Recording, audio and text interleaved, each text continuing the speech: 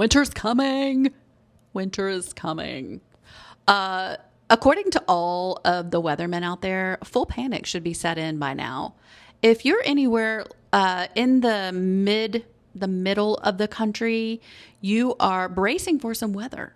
And if you're watching this video in the time that it was delivered, you're getting ready. You're getting ready for, like, gosh, according to them, the worst storm ever. So I know that we got caught last time we had one of these winter storms totally unprepared. However, this time we've had a little more time to get prepared. And I want to share some winter activities with you that have been super helpful for me. Everything from styling some cozy decor to baking some really yummy, delicious smelling things that can make your entire home smell awesome. Let me know which one of these things is something you would love to do in the comments below. Winter is coming, and this is how we are getting prepared. So we do have our little generator there. This is what it looks like today. It is beautiful, sunshiny. Actually gave the dog a bath and are getting everything prepped and ready. How about you? So this is what we are expecting, is a wonderful, lovely snowstorm and a nice thick layer of snow. So let's get cozy. Cozy idea number one is one of my favorite things to do is decorate. So we're going to create a winter kind of escape looking, just a winter tray, and I'm going to repurpose some of my Christmas decor. So you're going to start with these Dollar Tree metal lanterns, and this is my Christmas kind of a candle ring. I did snip it right there so that it would fit more easily onto the lanterns. These are probably still at your local Dollar Tree. If you were lucky enough to snag them earlier in the year, they are so cute, but any of the lanterns, they sell them everywhere, would absolutely work. So I put those on both, and I'm adding these Christmas ornaments that didn't get used anywhere else really to the glass jar. I think it was meant for a candle, but I'm just putting the ornaments in there. Now we are going to make a match striker. I grabbed this little vase at a thrift store and decided to add the striker match at the bottom and all these cute little black matches on top. This is a super fun way to just zhuzh up any decor or any tray. Then I added a thrifted vase, and I was going to add a real candle, but I found out that my husband burned it before I could put it into this tray. So we are using the LED candle, and I'm going to top it off with some wooden beads. Of course, it wouldn't be complete without the wooden bead garland. This is how it turns out. You can really make a cozy tray with any like odds and ends. Just look in your Christmas stash, see what you can pull out, and just kind of make it your own. I'm loving this vibe. I'm loving this look. Definitely let me know in the comments below what you think and what pieces you would put into your winter tray. Cozy idea number two was a birthday gift I gifted myself, thank you myself, that I just now got around to putting together. So it is this Linux Spice Village super collectible. I absolutely am obsessed. I finally found this little shelf that I loved from Michael's. I was checking out, but behind me there was a girl self-checking out, and she got this, and I said, "Where did you find that?" And she said, "Oh, right over there, but it's super pricey." So I went over there, I grabbed one, I went to the register, and my girl checked me out and gave me 40% off. So always go through the not checkout line. All right, so this is how it turned out. I'm in love. Let me know what you think. I'll link it below. Don't let those winter blues creep in, my friend. Keep your mind busy. So while you have some downtime, get some winter activities going. Let me show you my next favorite one. Here it is, cozy idea number 3, puzzling. Who knew I would absolutely love puzzling? I grabbed this puzzle from the thrift store and I enlisted my husband to help. We had so much fun creating this really cute cozy cottage design from this 500-piece puzzle. I will tell you, it takes some readers that you see sitting over there on the table, as well as these little lamps. These battery-operated lamps came in super handy every time we needed a little bit of extra light. I will link them below, but these puzzles, I grabbed them at the thrift store. You can find them for $1, $2, $3 tops, and I think I'm hooked. We started with a 500 piece puzzle. I grabbed this 300 piece. We are really getting hunkered down for the winter weather. And so you might not have the best variety of designs, but I'm telling you, they're all super fun. It's just about getting your mind off of being stuck indoors and keeping yourself super busy. I think I am in love with this little colorful owl. What do you think? 500 pieces is tops for me. So cozy idea number 4, we are going to bake something. So my new favorite thing is making these Rhodes rolls. So they do have these cinnamon rolls, which I am going to try. I just have not tried them yet. What I did try were these Rhodes regular frozen rolls. I know growing up, my mom made these too, but you just let them rise 3 to 5 hours. And of course, you have to do it in my new favorite red heart-shaped ceramic dish. It makes it taste better. So those are my rolls, how they rose. I added a little bit of melted butter. And then here's the secret. It was my husband's idea. We added that sea salt to the top, as well as drizzled some honey on top. These were to absolute die for. You can see how yummy they pull apart. They're best eaten while warm. And I'm telling you, that was a problem because I could eat the entire heart-shaped ceramic dish. So good. While those yummy rolls are rising, you're going to want to try something fun and different. I've got just the solution for you with this handmade blanket for beginners. Promise you anyone can make one of these. Let me show you how. This is a chunky, loopy, hand knit blanket that you're going to make using this Loop It yarn for beginners. I promise it makes all the difference. It's super easy because it already has the loops built in, as you can see here. You're going to start on one end and just cut that loop apart. So right where it meets, we're going to cut that little tiny piece, 2 loops when you get started. It's going to be a straight little line there at the very beginning. And that's going to give us our beginning and our end, and then you're going to face all of your loops forward. You're going to want to count them, and you're going to want to count them out to however large you want your blanket to be. The size of your blanket, again, depends on how many loops that you make. I counted out about 70, and then I put this little bobby pin here, and that's going to create me about 50 by 60 blanket. Of course, you can make it as small or as large as you want, but that bobby pin just kind of serves as a reminder of that's where your numbers end. So once you get that done, you are going to circle back with the loops of yarn over the top and face them towards the bottom row. So I'm going to kind of show you how I do that here. I'm just kind of putting the next row of 70 loops in front of the bottom row. This is how easy it is. You're going to take that top loop and pull it through the bottom loop.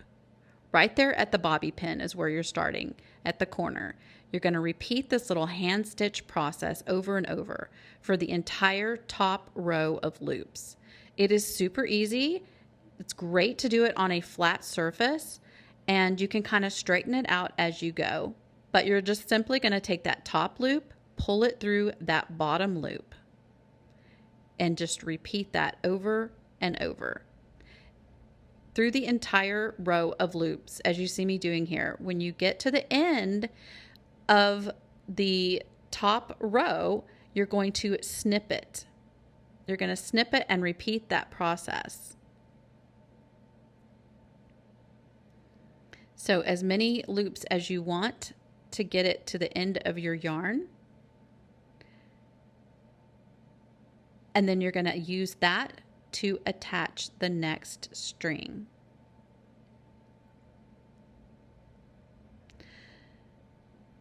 And this is when you get to the end of an area that needs to be combined. If you run out of yarn, you're going to snip the 1 or 2 loops, tie it off, and start right back where you started. Adding that top loop straight through the bottom loop. And continue each row with the same exact process. This is one of those projects that once you get started doing it, you will just become really mindless to it and be able to do it on autopilot, and all of this will totally make sense. This is totally foolproof too. Like if you feel like you messed anything up, you can just pull it out and start over. My favorite thing to do when I am creating one of these loopy blankets is to put on my favorite Netflix show, or I call it Netflix, but I really watch a lot of Prime Video. It's my preferred platform. All right, so you can kind of see that when you get to the end of your blanket, you're going to want to bind it or cast it off, which is basically where you're going to end the blanket. You're going to take that top hoop, put it through the bottom hoop again, and then circle back around the edging. So you'll have these leftover little hoops, and you're going to blend the hoop through. This is how we're making the corners. So you're going to be moving from the right to the left now. So you're going to take the corner loop and loop it through the one next to it. And just like that, once you have it pulled out at the top, you're going to take the next one to it, to the left of it, and pull it out. Take the right one, pull it out, pull the left one out through it, and that's going to create that little chain link pattern on the edging of your blanket. You're going to repeat that to all the edges with the leftover loops that are pointing out, just to give kind of a clean look, a clean finished edge all the way around the blanket.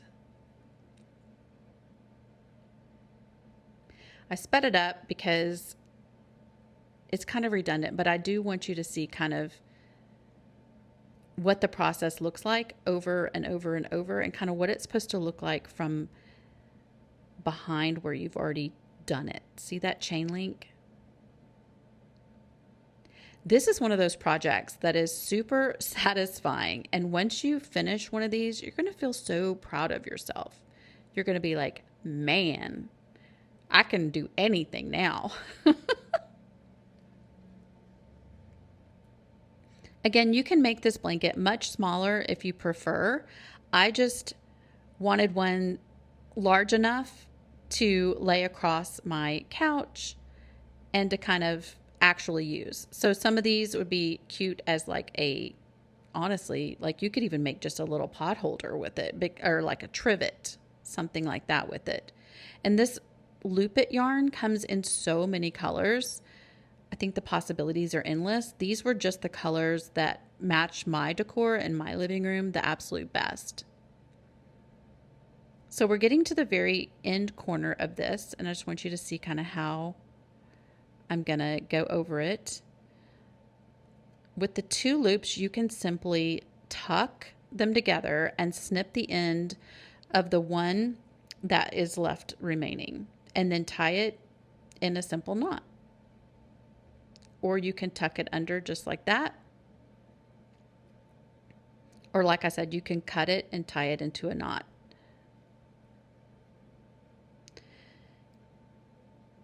I'm doing it again on this other side. I'm going to snip this one on the end instead and tuck it in, tying it in a knot. If this video wasn't slow enough for you, I do also have a full tutorial with step-by-step instructions over on the blog for this DIY handmade blanket. So I will link that here for you as well.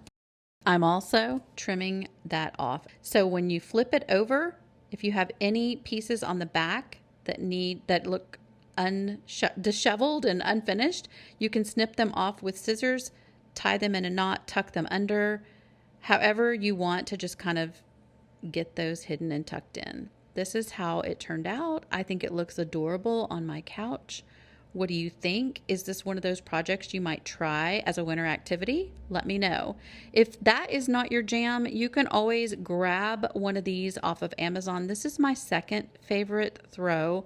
I love the leopard look. It looks just as pretty and it is just as cozy. It is one of those Barefoot Dreams knockoffs. I will link this below because I just wanted you to know. It's like my favorite blanket in the whole world. I absolutely do not let the dog near this blanket or really anyone else in my house. Now that I've shared all of those ideas, it's time to get our glow on. We're going to glow up our cozy area. I'm going to show you how I took something I found on the side of the road and created an amazingly awesome cozy candle moment in my living room. Did you think I was serious? We really did find this on the side of the road. We were in a really, really nice area of Dallas and had to stop the car. I pulled the whole stop the car. We pulled over when I saw this really fun lantern. It's kind of an old world European look, and I just couldn't pass it up. So we had to get this little knob off the top. I immediately saw what it was going to become. We took the knob off the top, and I was left with this footed kind of a vessel. I had to get that middle iron piece out. But then we had this footed kind of a riser. I was immediately obsessed. So I'm putting down a doily just to protect my piano. And then this is what we found on the side of the road. I'm absolutely stunned at how perfectly it worked. I'm putting just a wreath. You can always do this with any riser, any wreath. And then this is my new favorite candle. These are huge candles. I will link them below. This one's called Dark and Handsome. They have 4 wicks because they have over 300 to 500 burn hours. I'm obsessed with this candle. It is 8 by 8 inches large. It is humongous. But if that is not your jam, I do have something. I have something that I think you'll love. It's called a jackpot candle. It smells amazing, and once it burns to a certain level, you get a little jackpot. You get a little prize in it. These are so fun. So when you order it, I'll link it below, of course. You pick out your ring size and the little prize. Y'all remember the Jack in the Box? Like, not Jack in the Box. What is it? Cracker Jack boxes where you would get like a little prize in the box. I feel like this is super similar.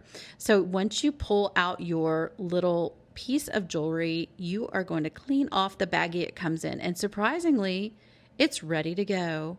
I am in love with this. Tell me, would you love it too? Okay, so in all seriousness, if you run out of candles, did you know you can use Crisco as a candle? Just want to leave that tip right there for you, my friend. Okay, my friend, those are my winter activity ideas. I've got so many more, but those are for another video for another day. And if you run out of winter activities, don't forget, you can always watch more of my videos. I would absolutely love to have you. All right, my friend, until the snow days are gone, I want you to get cozy, cuddle up with one of these activities, and stay warm.